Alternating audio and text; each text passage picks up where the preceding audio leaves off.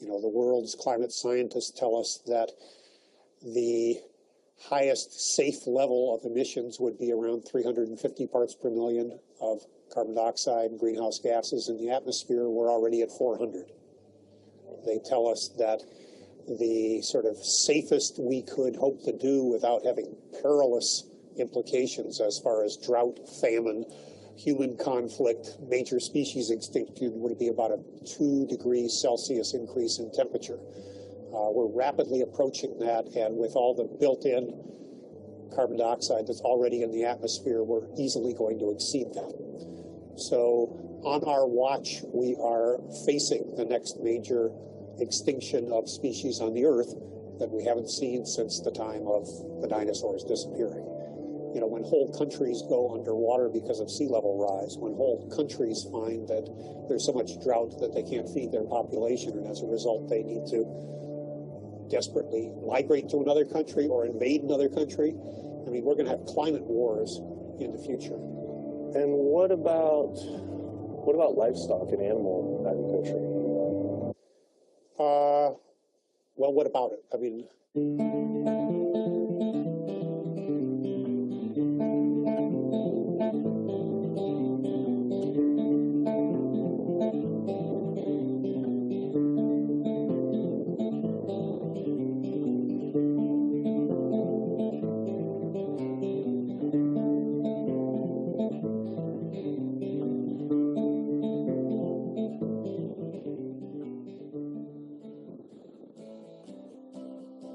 My name's Kip.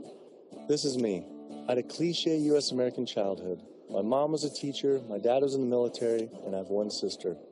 I played all the sports growing up, but I always loved the outdoors and camping. Life was simple, not a care in the world. And then this guy showed up. Like so many of us, I saw his film An Inconvenient Truth about the impacts of global warming, and it scared the emojis out of me. In Al Gore's film, he describes how our Earth is in peril. Climate change stands to affect all life on this planet. From monster storms, raging wildfires, record droughts, ice caps melting, acidification of the oceans, to entire countries going underwater. That could all be caused by humans' demands on the Earth. With scientists warning unless we take drastic measures to correct our environmental footprint, our time on this planet may be limited to only 50 more years.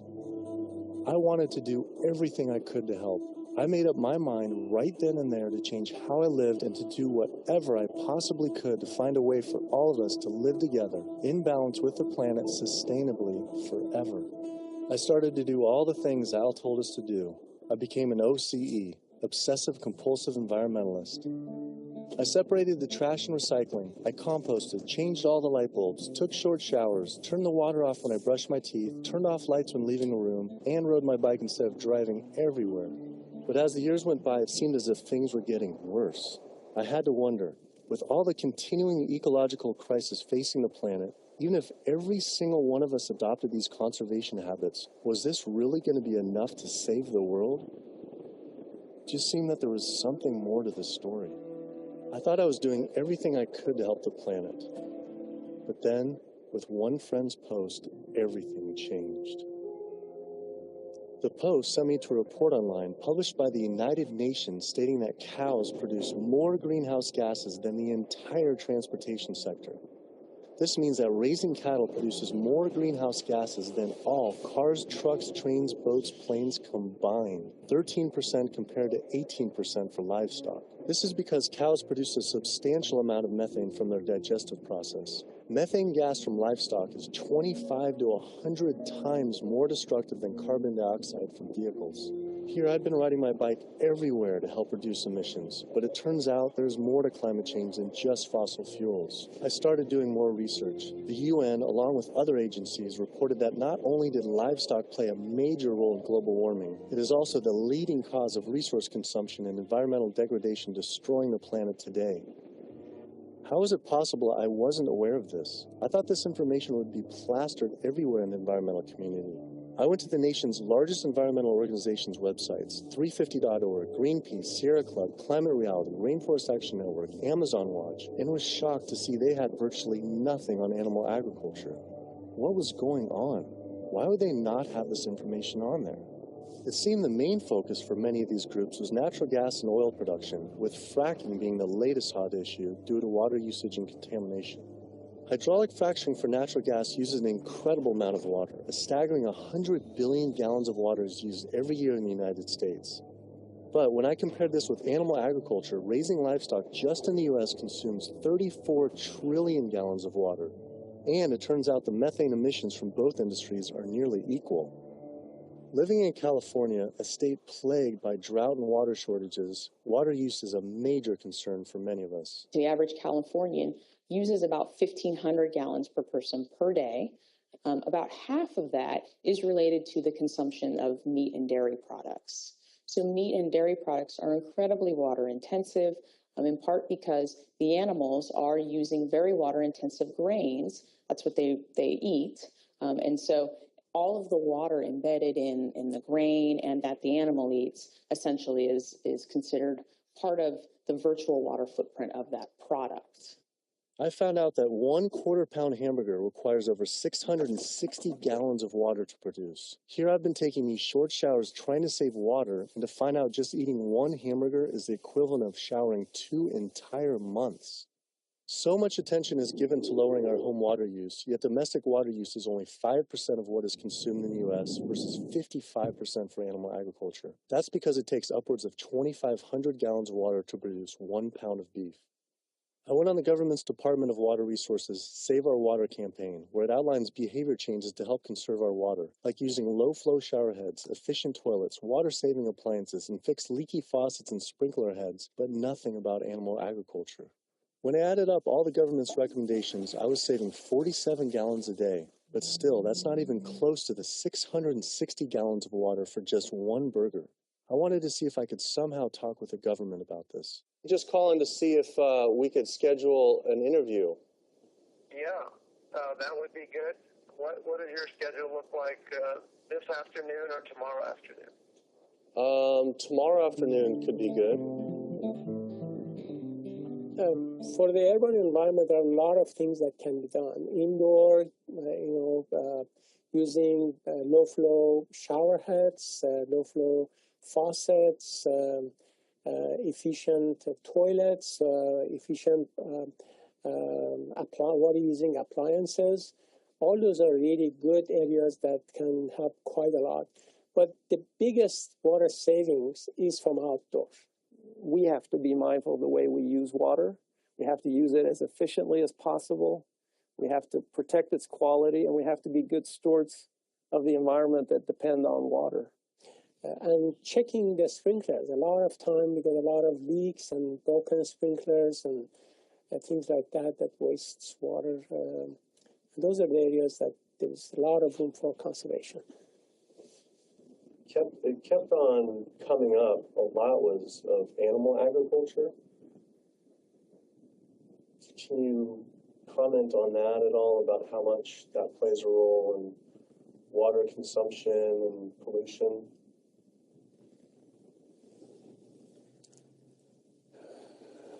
That's not my area. One study that found that 1 pound of beef, 2,500 gallons of water. Yeah. Eggs is 477 gallons of water, and cheese almost 900 gallons. I guess it's one simple, why isn't it on Save Our Water? It's kind of like if you went to someone's house and my neighbor has a faucet, dripping, and then you see this giant hose turn full blast until 660 gallons of water are shooting out into the street, flooding the entire street. I think I would say, hey, turn that off, please. It seems like it's a huge thing that we could be doing by far more than anything else. Just like if that is really the case. I think that the water footprint of animal husbandry is greater than other activities. There's no ifs, and, or buts about it. That would be really powerful, just rather than waiting till we're in a drought. What do you think about just starting now, and whoever's in charge of the Save Our Water, hey, let's start encouraging people to eat less meat now, because these studies are coming out. I don't think that'll happen. Why? I don't think that'll happen. Why? Because of the way government is set up here. It's interesting, though. Why, though?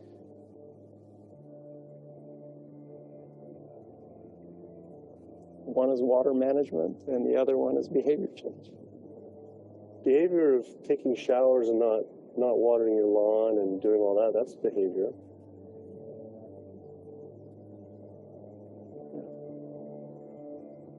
Wow.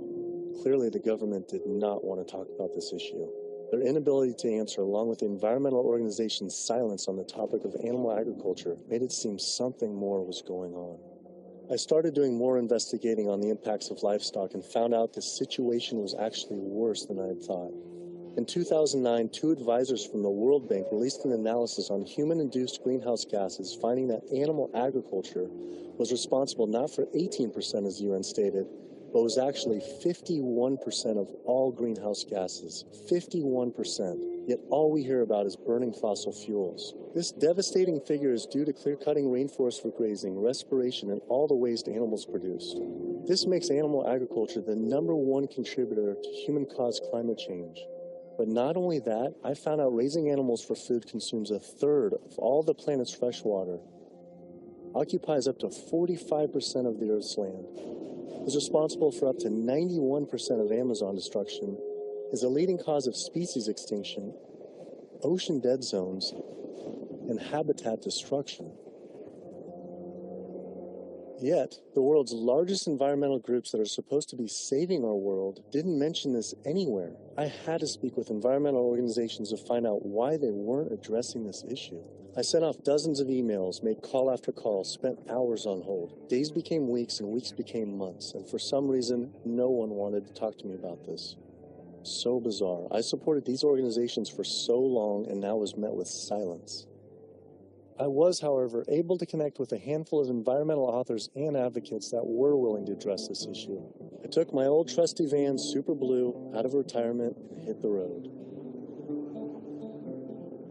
So my calculations are that without using any gas or oil or fuel ever again from this day forward, that we would still exceed our maximum carbon equivalent greenhouse gas emissions, the 565 gigatons, by the year 2030, without the electricity sector even, or energy sector even factored in the equation, all simply by raising and eating livestock. If you reduce the amount of methane emissions, the level in the atmosphere goes down fairly quickly, and within decades, as opposed to CO2. If you reduce the emissions to the atmosphere, you don't really see a signal in the atmosphere for 100 years or so. The single largest contributor to every known environmental ill known to humankind: deforestation, land use, water scarcity, the destabilization of communities, world hunger. The list doesn't stop. It's an environmental disaster that's being ignored by the very people who should be championing. Free-living animals made up, 10,000 years ago, made up 99% of the biomass. And human beings, we only made up 1% of the biomass.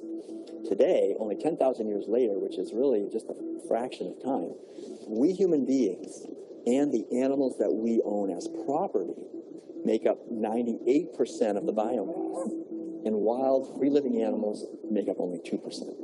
We've basically completely stolen the world, the earth, from free-living animals to use for ourselves and our cows and pigs and chickens and factory farm fish. And the oceans have been even more devastated. Concerned researchers of the loss of species agree that the primary cause of loss of species on our earth that we're witnessing is due to overgrazing and habitat loss from livestock production on land, and by overfishing, which I call fishing, in our oceans.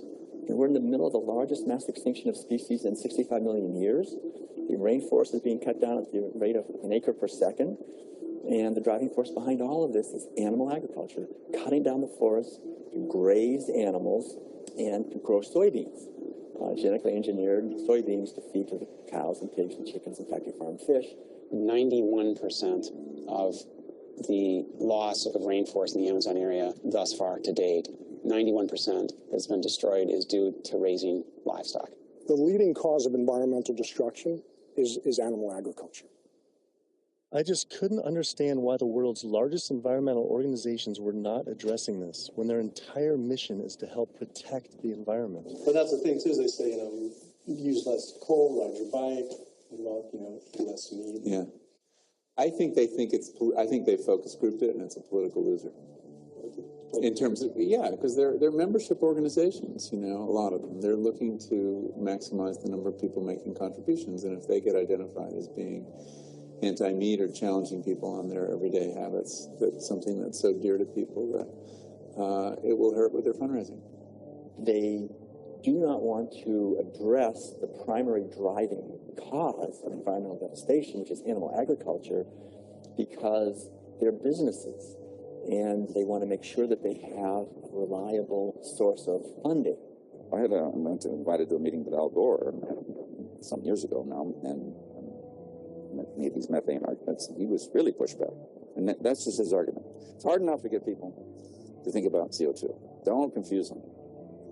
I think that the problem with a lot of organizations that are focused and have a laser focus don't go off message because they don't want to piss off another whole group of people that will make their lives difficult. If you listen to the majority of the major environmental organizations, they're not telling you to do much besides live your life the way you've been living it, but change your light bulb from time to time, drive less, use less plastic, recycle more.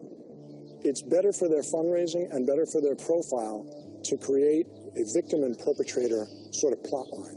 It's like when we talk about the fact that when we have a dysfunctional family and the father's an alcoholic, that's the one thing no one talks about. Everybody goes around that, and yet it's the one thing that's causing the devastation in the relationships in the family, because no one wants to talk about it. How could these organizations not know? I mean, the issue is right in front of them. It's unmistakable at this point. And just like these organizations, they're falling over themselves to show the general public that climate change is human caused. And in doing so, they completely fail to see what's right in front of them, that animal agriculture, raising and killing animals for food, is really what's killing the planet. That was it. No more emails, no more phone calls. I had enough. I realized if I wanted answers, I would have to go to these organizations' headquarters in person. Hi, how's it going? We're doing a full-length feature documentary, and it's on sustainability and animal agriculture plays a role. And we're seeing if we can talk to David Barr. Yeah. Okay. Do you have an appointment with him? We've been trying for it's almost 2 months, and we haven't even had one receptive email or anything. So we're seeing if we can set something up. Let me just go. They sent out their PR person instead. She refused to be filmed and told us to turn off the camera, but promised someone from their rainforest, ocean, and climate change departments would all speak with us, finally. Next stop was to give Sierra Club a visit. Turns out they were a bit more receptive to me showing up at their doorstep. Hey, how's it going?